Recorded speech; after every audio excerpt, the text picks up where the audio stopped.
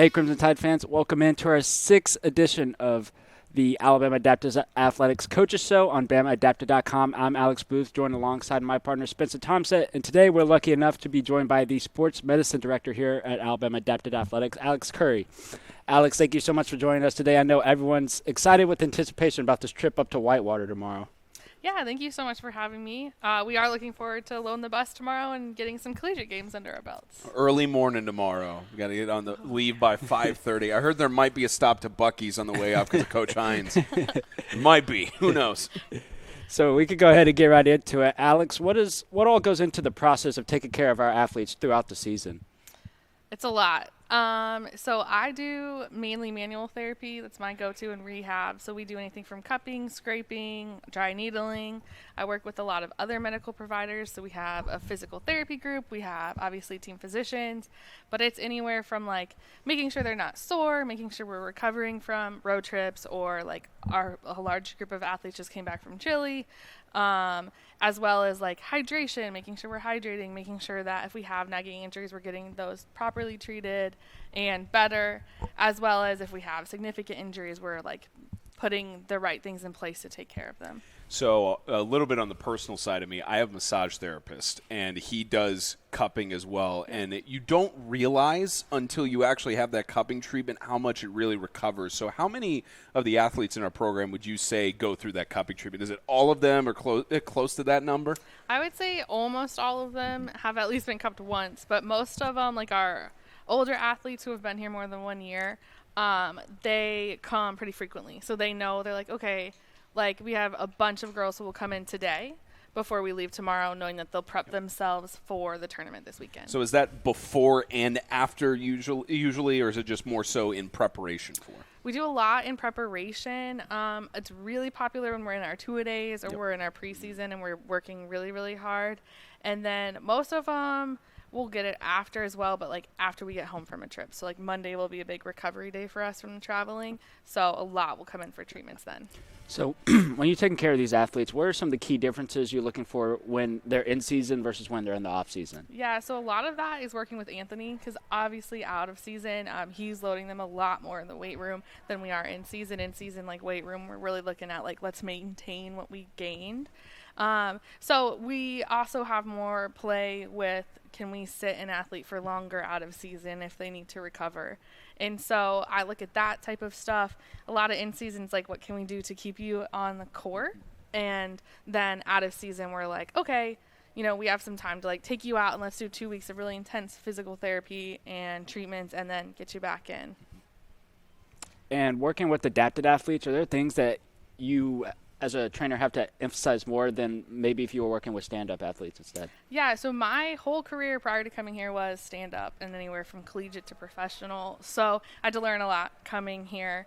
And there is, obviously we look at more upper body injuries than I had in like a stand-up basketball. You're looking at a lot of knee and ankles. But I treat everything the same, so a lot of preventative. We've worked really hard on like band work to prevent shoulder overuse. Anthony does a really good job of making sure we do a lot of pulls instead of just only pushes.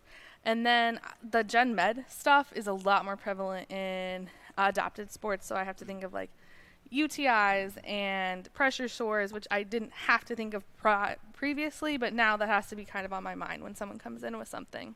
Now, clearly, if you talk to anybody in adaptive athletics or see the daily activities we have in the office, clearly there's a lot of humor, and there might be jokingly there's a lot of animosity that comes between our staff. None of us like each other, but when you started working with Anthony on not just getting these plans together, but talking about the sort of what expectations you had, what has it been like working with Anthony on collaborating to prepare the athletes from a physical standpoint for these games? Yeah, so not a lot of people know, but I was Anthony's athletic trainer in previous history. We went to China together on a trip. So we have a medical like knowledge base, so he kind of knows my background.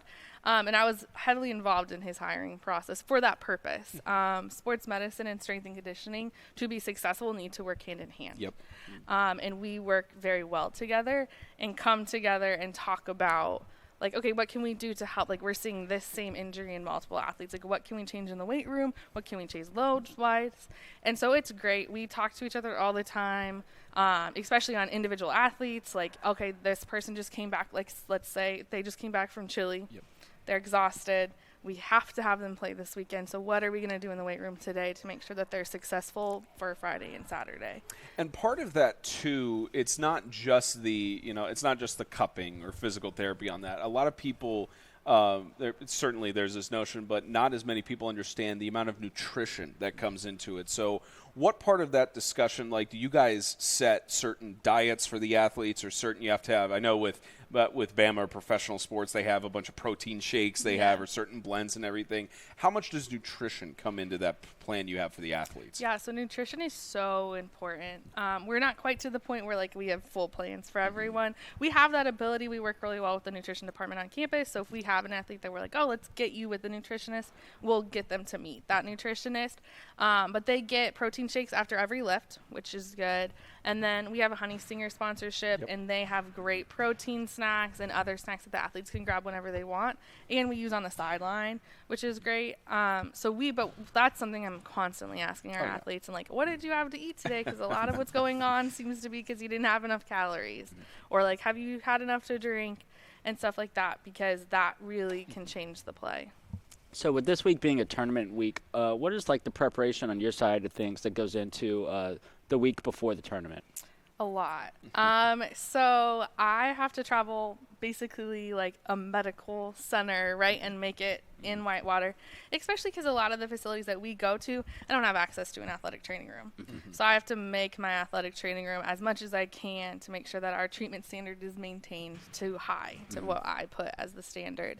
So that includes packing my kit, my medical kit, which is called Big Bertha, but Bertha's about as large as I am. So I bring everything and anything that I can think of that potentially might happen is in that kit. For this weekend, that also includes that I have to bring a lot of Powerade waters. So that goes into preparation, as well as like making sure our athletes are taken care of and ready. Like I said, I'm running a lot of treatments today on the girls, and then making sure that I'm ready for a lot of treatments come Friday and Saturday, because not only are we playing, we have a 14-hour bus ride, which a lot of our athletes are going to be exceedingly tight after. So we're going to have to take care of that as well to make sure that we play successfully this weekend. And then as well as making sure our teams that are staying back are taken care of before I leave. So Powerade water, are there any bananas for potassium on standby or pickle juice, anything like that? Yeah, so we bring a huge snack box. Oh, yeah. And that has all of our like fruit, bananas, all of the pickle shots, as well as all our Honey Stinger products, so that they have all that. Because like they have the caffeine chews, which are great when we have big tournament weekends. And so we talked about what the preparation process was like. What is the recovery process after a tournament? Yeah, so recovery, typically our coaches are pretty awesome, and we'll get 2 days off, so the girls will take Monday off as well. But I'll come in for treatment. So they'll come in and we'll work on mobility. Anthony will probably have a mobility lift, so just stretching and making sure we're moving our body. And then I'll end up doing tons of cupping, scraping, manual therapies. If any injuries happen this weekend and we need to get them into our physicians, I'll make all those appointments for Monday so that they can go in and get seen, and then we kind of go from there. And I looked at the itinerary for the bus ride. You mentioned about the stiffness that the athletes are going to have, and there's not many stops because 13-hour bus drive. It's a long drive, and having two exceeding amounts of stops can challenge on that. You're going to have them do sit-ups in the chairs or like do any arm exercises or anything like that, because Alex and I are definitely going to need it. I don't necessarily make anyone do that, but a lot of them do it on their own. And we also have like massage guns and other things that float around the bus so that they can keep looser. And hydration is the one I really preach on bus rides. But they'll get up and move because they do get annoyed with just sitting there all day. And then the biggest thing is we really push them to get up, and either we bring foam rollers and different balls to roll out when we actually get there on Thursday night. I'm going to need that massage gun probably once all the athletes go through it. Sounds like a great idea. So final question here as we're running out of time. Just what is your favorite part of working with these athletes every day? Oh, gosh, that's a really hard question. I love all of them. I've told my friends I have no regrets taking this position. Obviously, it was a career jump. It was a huge move from Colorado.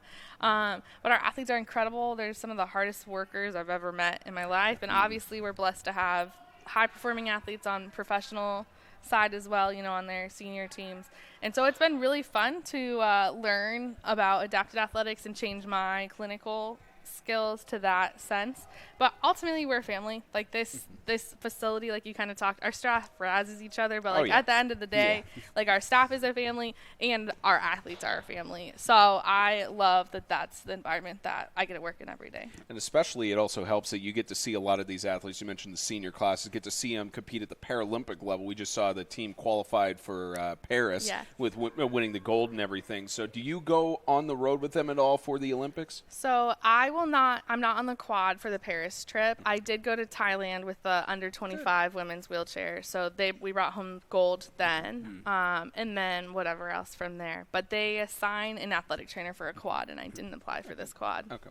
Well, that's all the time we have for today. Once again, Alex, thank you for joining us so much today. And thank you, Crimson Tide fans, for tuning in wherever you may be watching. Be sure to follow us at Bama Adapted on Twitter, Instagram, Facebook, TikTok, YouTube, where you're watching right now, and any other places as well. And be sure to be on the lookout for more Alabama Adapted Athletics Coach Show coming in the coming weeks. And we also want to take this time to thank our sponsors, Honey Stinger, Hollister, Jalapenos, Physially, and many others. Thank you for allowing us to do what we do. Thank you, Crimson Tides, for tuning in. Thank you, Crimson Tide fans, for tuning in. And be sure to tune in the next one next week. Roll Tide. Roll Tide.